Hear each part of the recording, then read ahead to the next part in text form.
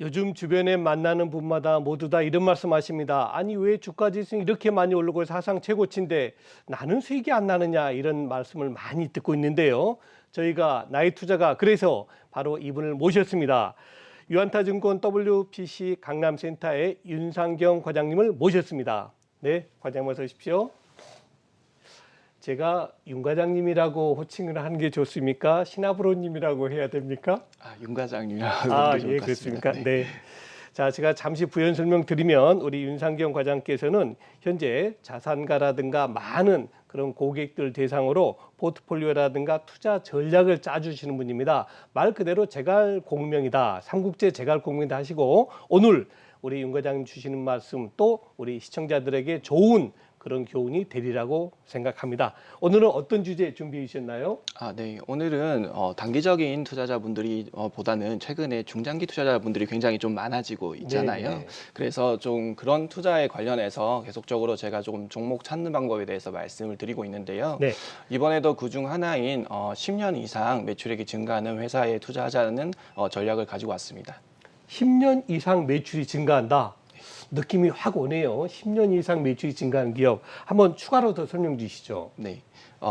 매출액이라는 것에 대해서 좀 먼저 설명을 드려야 될 것 같아요. 네네. 네, 그래서 매출액이라고 하면 P와 Q의 곱이라고 보시면 좋을 것 같고요.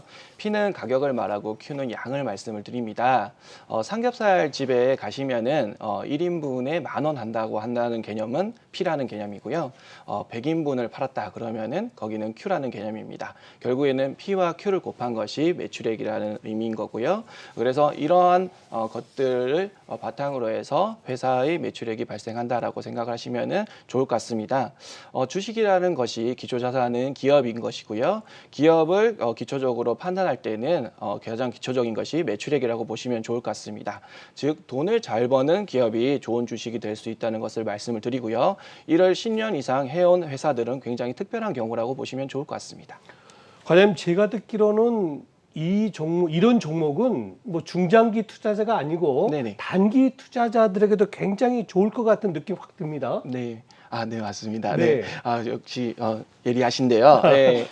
지금 이러한 종목들을 매매하신다면 사실은 매매를 실수하시더라도 빠져나갈 기회가 정말 더 크다고 생각을 하시면 좋을 것 같습니다.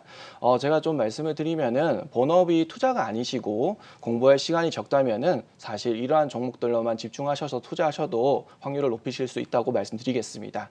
10년 이상 매출액이 증가하는 회사의 구성원들은 굉장히 바쁘고 활기찬 조직일 가능성이 굉장히 큽니다. 추락하는 조직이 일으켜 세우는 것은 굉장히 힘든 일이거든요. 반대로 성공한 경험을 가진 조직은 지속적으로 성공할 가능성이 굉장히 큽니다. 성공하는 방법을 알고 있기 때문입니다. 10년 동안 조직을 잘 되는 환경으로 만드는 것은 굉장히 대단한 일이고 그렇기에 훌륭한 경영진의 능력이 어느 정도 입증된 우수한 회사라고 생각하시면 됩니다. 즉 이런 회사들은 성공 DNA가 있다라고 보시면 좋을 것 같습니다. 제가 말씀을 들어보니까 분명히 우리 과장님께서는 이런 10년 매출 증가하는 기업을 찾는 방법을 아실 것 같은데요. 네. 어떤 특징이 있나요? 네. 여러 가지 특징이 있는데 네. 제가 오늘 좀 시청자분들한테 말씀드릴 부분은 네. 한 2가지 정도 있다라고 말씀드리겠습니다. 네. 예. 첫 번째는 지속적으로 산업이 성장하는 사업이어야 됩니다. 아무래도 사업이 성장을 하다 보면은 지속적으로 매출액이 올라오는 경우가 굉장히 쉽다라고 할 수 있겠죠. 그리고 다만 경쟁자가 너무 많다면은 이 매출액이 증가하는데 굉장히 제동이 걸릴 수가 있습니다. 그래서 누구나 알고 있는 산업이라든가 쉬운 산업의 경우에는 10년 이상 매출액이 증가하는 회사들이 굉장히 비중이 적습니다. 그래서 제가 말씀드리고 싶은 시장은 니치 마켓이라고 해서 조금 소외된 시장이지만은 꼭 우리에게 필요한 시장들이 많습니다. 여기에는 대기업들이나 경쟁사들이 들어오기에는 굉장히 좀 작은 시장이다 보니 아무래도 무분별하게 진출을 하기에는 힘듭니다. 그래서 이런 사업에서는 지속적으로 성장하는 경우가 굉장히 많습니다. 또 둘째로는 시장의 점유율이 올라가는 회사입니다. 시장 점유율 증가 가능성을 알아보기 위해서는 경영진들을 확인해 봐야 되는데 사실 기업이나 탐방이나 주주총회를 간다고 하더라도 사실은 경영진들을 만날 기회는 너무 제한적입니다. 그런데 10년 동안 매출액이 지속적으로 증가하는 회사는 이를 간접적으로 입증한다라고 생각할 수 있습니다. 그래서 산업의 성장률이 높지 않더라도 시장의 점유율을 올리면서 매출액이 증가하는 것이고 그리고 때로는 경쟁사에서 개발이 쉽지 않은 수많은 신제품을 개발해서 가격을 올리기도 하고요. 이때 소비자들이 저항이 없어서 매출액을 추가적으로 더 올릴 수도 있습니다. 또한 해외에 수출하면서 제품의 양이 증가하여 매출액이 증가하는 경우도 굉장히 많습니다. 보통 그 산업에서 1위 하는 업체들이 굉장히 많습니다. 네, 저는 정말 과장님 말씀을 들으면서 귀에 쏙쏙 들어옵니다.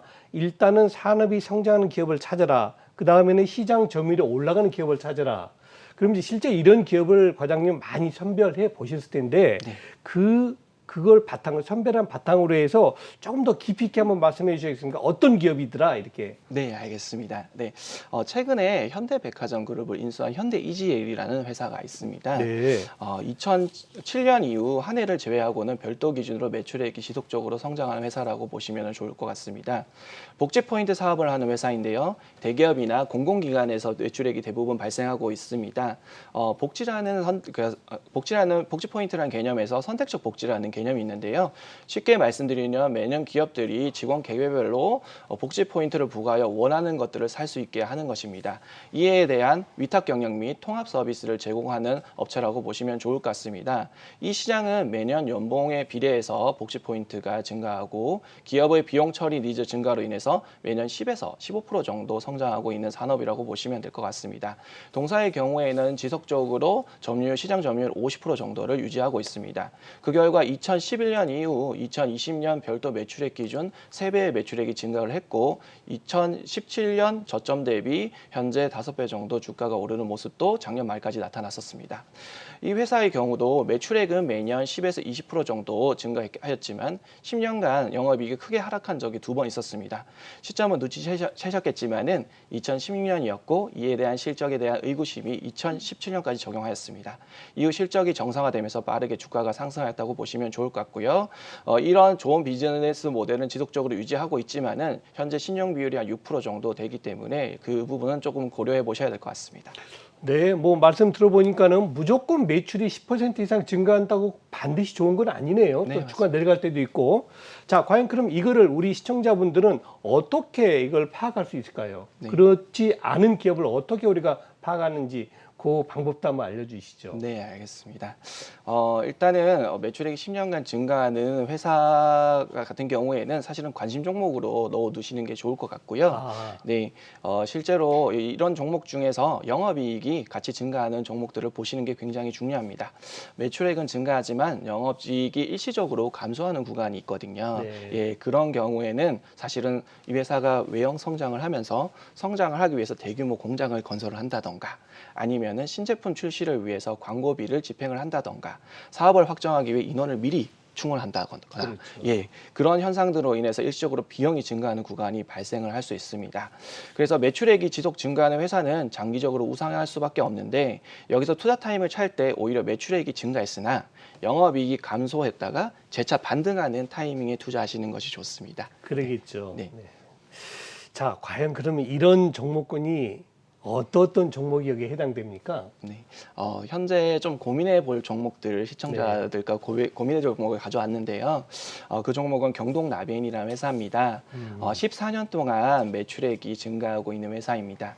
동사의 시가총액은 9억 400억 정도 되는 회사이고요. 매출액은 컨센서스 기준으로 했을 때 1조 570억 정도 되고요. 영업이익은 한 950억 정도로 증가하고 있습니다. 실적 증가로 인해서 현재 PER 11배 정도 수준인데 과거 5년 평균 PER 기준으로 계산을 해보면은 19.7배 정도를 유지하고 있습니다. 많은 분들이 국내 보일러 회사로만 생각을 많이들 하시는데요. 사실은 동사는 글로벌 회사입니다. 매출의 50% 이상은 해외에서 발생을 하고 있고요. 미국, 중국, 러시아 등에서 수출하는 회사라고 보시면 됩니다. 2020년 기준으로 매출액의 45%는 북미에서 발생을 하고 있고요. 바로 미국에서는 유명하게 조금 팔리는 것들이 온수기 시장입니다. 이 부분이 한 75% 정도 비중을 차지하고 있다고 보시면 되고요. 콘덴식 온수기의 경우에서는 미국에서 1위를 하고 있다고 보시면 될 것 같습니다. 국내에서는 보일러 비중이 매출액이 높은데요. 35%의 시장 점유율을 가지고 있는 1위 업체입니다. 2020년 4월에는 친환경 보일러 의무화법으로 인해서 콘덴싱 보일러를 사용하여야 하는데요. 그 전까지는 80%는 일반 보일러였습니다. 통상적으로 20에서 30% 정도는 더 친환경 보일러 가격이 비싸기 때문에 가격을 올리는 요인이 될 수밖에 없다라고 보시면 좋을 것 같습니다. 해외 제품이 국내의 제품 가격보다 훨씬 더 높거든요. 거기에서 이제 국내도 친환경 보일러 비중이 올라가기 때문에 매출액의 기본인 P, 즉 가격이 꾸준히 증가하고 있습니다. 그리고 수출이 계속적으로 확대되고 있고 하기 때문에 물량도 증가하고 있는 상황이기에 Q에 대해 해당되는 양도 지속적으로 증가되고 있다라고 보시면 좋을 것 같습니다. 네, 우리가 정말 경동 보일러 하면은 뭐 국내에서 그런 보일러만 한 줄 알았더니 그게 아니네요. 네, 맞습니다. 매출 규모가 오히려 해외가 더 크고 특히 북미 시장에서는 온수기 쪽으로 또 매출이 높다는 거 네, 새롭게 배운 것 같습니다. 자, 아무리 좋은 기업도 약점은 또 있지 않습니까? 네, 맞습니다. 리스크가 있는데 네. 그 리스크 부분은 어떤 것이 있을까요? 네, 사실 최근에 단기적으로 이 종목이 좀 급등을 해왔기 그렇죠. 때문에 좀 주의는 필요하다고 생각을 하고 있고요. 그 외에도 인건비 증가, 인건비. 네, 수출 회사다 보니 환율과 물류비 증가에 대한 리스크가 있습니다. 다행히 그래도 인건비 같은 경우에는 2020년 급여 인상률이 22% 정도로 나왔지만은 2021년 1분기 같은 경우에는 급여 인상률이 3.6% 정도 나왔습니다. 그래서 당분간 이 인건비에 대한 리스크는 조금 줄지 않을까라고 예상을 하고 있고요. 또한 최근에 물류비 증가로 인한 물류 대란으로 인해 물류비 증가 리스크가 있는데요. 사실은 그 부분은 매출액이 엄청나게 증가하다 보면은 사실은 좀 상쇄될 수 있는 부분이 있다라고 좀 생각할 수 있을 것 같습니다. 네, 그렇겠습니다. 네. 지금 여러분들께서는 금년 하반기에 우리 시장에서 선도할 수 있는 종목군들에 대한 그 철저한 분석을 거친 내용을 듣고 계십니다. 현재 유한타증권의 윤상경 과장께서 말씀을 해주고 계시고요. 저희 과장님, 그러면은 경동 보일러 같이 매출도 증가하면서 시장 마켓시어도 커지고 물론 리스크는 있겠습니다만 네. 이런 기업이 또 다른 기업도 있겠죠? 네, 그것도 있습니다. 같이 소개해 주시죠. 네, 알겠습니다. 네. 성이라는 종목인데요. 과거에는 성캅셀로 되게 유명하셨을 것 그렇죠. 같아요. 예. 네. 네. 그래서 10년간 사실은 이 회사는 매출액이 꾸준히 증가하는 회사입니다. 시가총액이 6,300억 정도 되고요. 2021년 예상 매출액 컨센서스 기준으로 6,142억 원에 영업이익 848억 정도가 되고요. PER 기준으로 현재는 10배 정도에서 거래되고 있습니다. 동사의 경우는 역사적 고점을 찾아봤을 때는 고점과 저점을 찾아봤을 때는 PER 10배에서 15배 사이에서 정도에서 거래되고 있었다는 것을 볼 수 있는데요. 그러기에 지금 현재는 10배인 수준은 저평가 구간이라고 말씀드릴 수 있습니다. 동사가 하는 주업은 건강관리식품을 대신 만들어주는 OEM 업체 사업과 알약을 만들고 화장품 그리고 젤라틴의 원료를 만드는 회사를 자회사로 거느리고 있습니다. 알약을 만드는 캐슐 사업은 국내 시장 점유율 95%이고요. 세계 시장 점유율도 7% 정도 되면서 한 3, 4위 정도로 있습니다. 대규모 장치 산업이고 안정성 등이 인정이 필요하기 때문에 아무래도 경쟁사들이 진입하기는 굉장히 좀 쉽지 않습니다. 꾸준히 10% 내외의 성장을 10여 년간 이루고 있고요. 2020년 말까지 120억 원을 들여서 베트남에 4기의 기계를 추가로 설치하여서 캐파 증설을 하였습니다. 시장 성장에 맞추어서 지속적으로 성장하고 있는 그 산업이라고 보시면 좋을 것 같고요. 건강기능식품 사업부는 뉴스킨 코리아, 한국인삼공사 등에서 OEM을 하고 있습니다. 대신 만들어준다는 것이죠. 2015년 백수호 사건을 인해서 일시적으로 주춤했지만은 2017년에 1,200억 매출액에서 2배로 증가하는 모습을 현재까지 보이고 있습니다. 이후 작은 회사들보다는 노바렉스 등의 큰 OEM 회사들로 물량이 쏠리는 현상이 나타났고 이는 앞으로도 지속적으로 나타날 것이라고 볼 수 있습니다. 그 밖에 먹을 수 있는 이너뷰티 그리고 이너뷰티를 지속적으로 성장해서 젤라틴 원료를 만드는 젤텍이라는 자회사와 그리고 2021년 1분기 첫 흑자를 달성한 화장품 사업을 하는 한국 코스모라는 자회사를 통해서도 성적 발판을 마련하고 있다라고 보시면 좋을 것 같고요.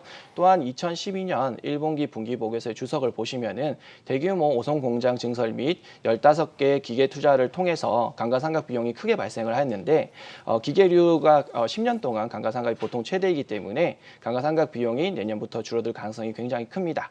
알약과 건강기능식품은 장기적인 트렌드이면서 성장 사업에서이면서 대기업들이 들어오기엔 부담스러운 니치마켓 시장입니다. 이 두 사업에서 선두권 역할을 하고 있는 성이라는 회사를 눈여겨보시면 좋을 것 같습니다. 네, 우리 윤상경 과장님의 말씀이 조금 빨라서 제가 약간만 정리를 해드리겠습니다. 일단 10년간의 매출이 증가하는 기업은 굉장히 다른 기업보다 좋은 기업이다, 우량한 기업이다고 특히 이제 업황이 좀 좋아지는 그런 종목하고요. 그다음에 여기에 덧붙여서 시장 점유율이 증가되는 시장 점유율이 커지는 그런 기업도 관심 있게 보라는 말씀이셨습니다. 그리고 종목으로는 직접 경동 보일러하고 서흥이라는 종목에 대해서 장점과 단점을 모두 다 말씀해 주셨습니다. 지금까지 유한타증권의 윤상경 과장이었습니다. 과장님 감사합니다.